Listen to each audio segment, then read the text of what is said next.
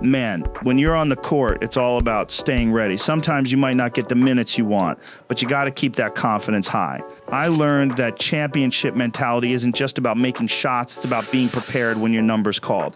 38 is the new 28, at least when it comes to buying your first home. If you're in your 30s and still renting, don't stress, you're not behind. You're actually right on trend. New data shows that first-time home buyers are getting older. Back in 1991, the median age of a first-time buyer was 28. Today, it's 38. So why is this happening?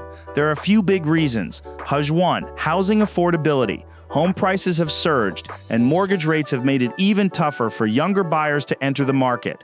It's simply more expensive to buy today than it was in the past. 2. Delayed life milestones. Across the world, people are doing everything later, staying in school longer, getting married later, having kids later, and yes, buying homes later.